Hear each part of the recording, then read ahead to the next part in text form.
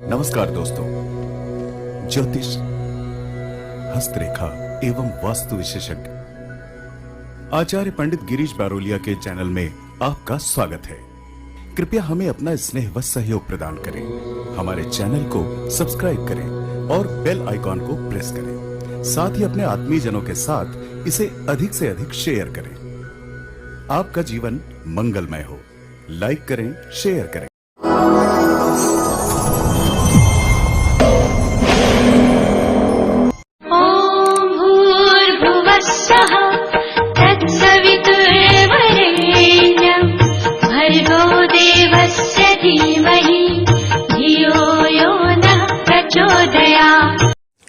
मित्रों, क्या मंत्रों के द्वारा किसी भी व्यक्ति की समस्याओं का समाधान किया जा सकता है?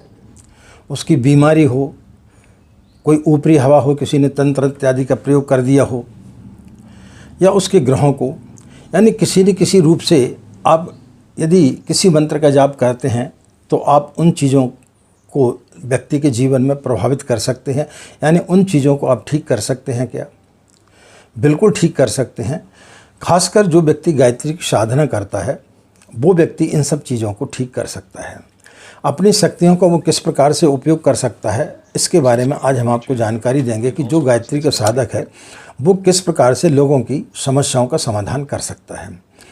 राधे राधे, जय श्री कृष्णा। नमस्कार, मैं आचार्य पंडित गिरीश बारोलिया। गायत्री महामंत्र।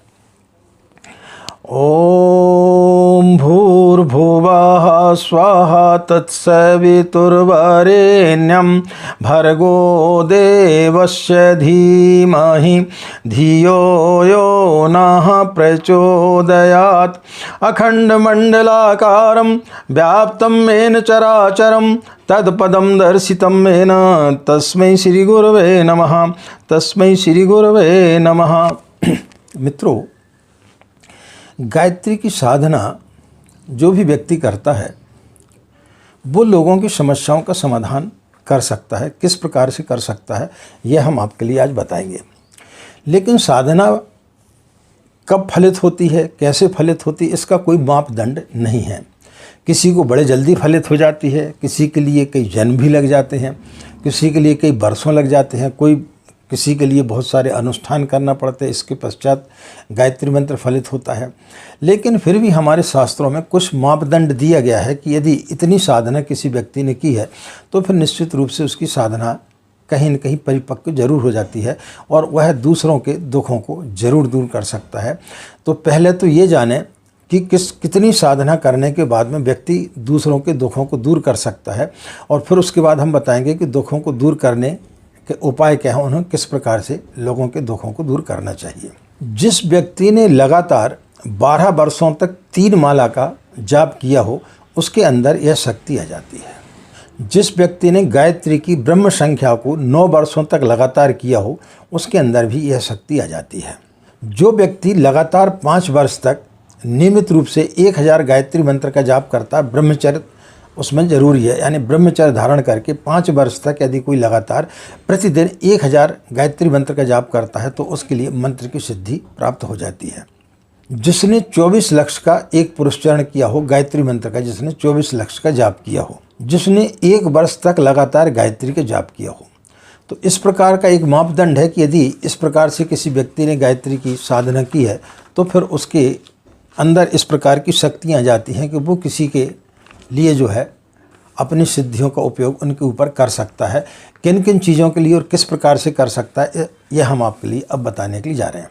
यदि कोई व्यक्ति बीमार है, उसके लिए दवाइयाँ नहीं लग रही हैं, या उसके ऊपर किसी व्यक्ति ने तंत्र इत्यादि का प्रयोग कर दिया है, तो ऐसी स्थिति में कोई गायत्री साधक जो है बाएं हाथ में गंगा जल ले थोड़ा सा, और उसमें अपनी 5 उंगलियां डुबा करके गायत्री मंत्र का 5 बार जाप करे और उस व्यक्ति के ऊपर थोड़ा सा छिड़काव कर दे और थोड़ा सा जल उसको पिला दे, तो निश्चित रूप से उसके रोग में उसको फ़ायदा होगा। और यदि किसी प्रकार की कोई भी ऊपरी हवा होगी तो वह जो है ठीक हो जाएगी।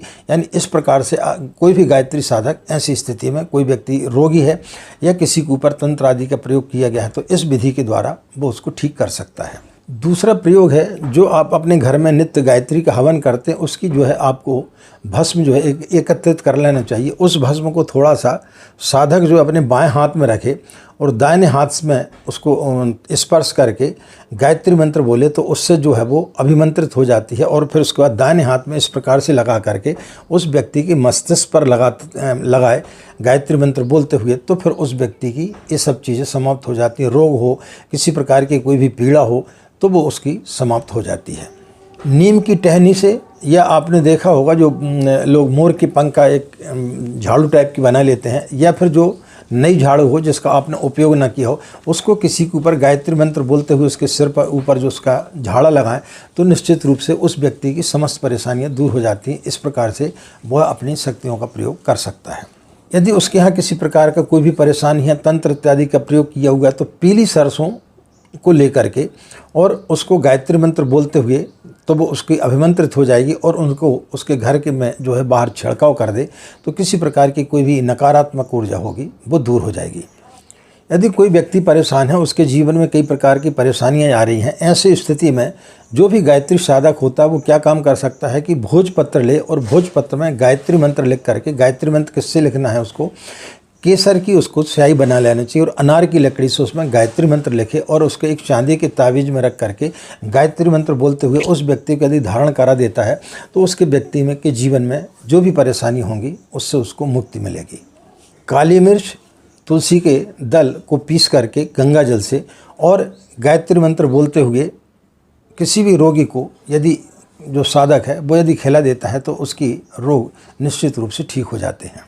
यदि किसी व्यक्ति को दवाइयाँ नहीं लग रही हैं तो जो व्यक्ति गायत्री का साधक है वो गायत्री मंत्र बोलते हुए उस व्यक्ति को यदि औषधि खिलाता है, जो भी दवाई उसको देने की रहती है वो गायत्री मंत्र बोलते हुए उसको खिला दे तो निश्चित रूप से उसको वो दवाइयाँ लगना प्रारंभ हो जाएंगी और उसके स्वास्थ्य में सुधार होगा। गर्भवती स्त्री है और हम चाहते हैं कि उसको जो है सुसंस्कारित संतान पैदा हो, तो एक कांसे की थाली में उसके अंदर जो है केसर की स्याही बना करके अगर की लकड़ी से 108 बार गायत्री मंत्र लिख करके उसको पिला दें उस जल को, तो निश्चित रूप से उसकी जो होने वाली संतान है वो सुसंस्कारित होगी। रविवार के दिन मध्याह्न काल में सूर्य के समक्ष खड़े होकर के जो व्यक्ति 5 माला गायत्री मंत्र का जाप करता है उसके ऊपर किसी प्रकार का कोई भी दुष्प्रभाव नहीं होता है। कोई भी व्यक्ति यदि उसका कुछ बुरा करना चाहता है तो शत्रुओं से उसको मुक्ति मिलती है, कोर्ट कचहरी से उसको लाभ मिलता है। जिस व्यक्ति को नींद नहीं आती है वो गायत्री मंत्र का मानसिक जाप करते हुए यदि सोता है तो उसको गहरी नींद आती है और किसी प्रकार का कोई भी उसको उल्टे सीधे स्वप्न नहीं आते हैं। जिस व्यक्ति का व्यापार नहीं चल रहा हो उसको सिंदूर में थोड़ा सा घी मिला करके और उसकी तिजोरी में जो है गायत्री लिख दें। सिंदूर और घी का जो मिक्स आपने किया उसमें तिजोरी में गायत्री लिख दें तो निश्चित रूप से उसको धन की प्राप्ति होगी और किसी प्रकार की कोई उसके जीवन में कमी नहीं रहेगी। तो मित्रों, ये कुछ हमने उपाय आपको बताए हैं जो गायत्री के साधक होता है वो किस प्रकार से लोगों को लाभ पहुंचा सकता है।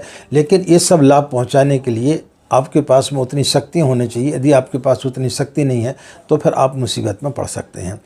इसका प्रयोग अपने गुरु से पूछ कर ही करना चाहिए, ऐसे किसी के ऊपर भी प्रयोग नहीं करना चाहिए, क्योंकि आपके पास कितनी शक्ति है कितनी नहीं है, आपको ये काम करना चाहिए नहीं करना चाहिए, ये गुरु के आज्ञा के आधार पर आपको करना चाहिए। आशा मित्रों ये जानकारी आपके लिए अच्छी लगी होगी। इन्हीं कामनाओं के साथ में कि आपका दिन मंगलमय हो, आप लोग खुश रहें, मस्त रहें, माँ गायत्री की असीम कृपा इसी प्रकार आप लोगों पर बनी रहे। आज की बात समाप्त, हमें आज्ञा दें। नमस्कार, ओम शांति।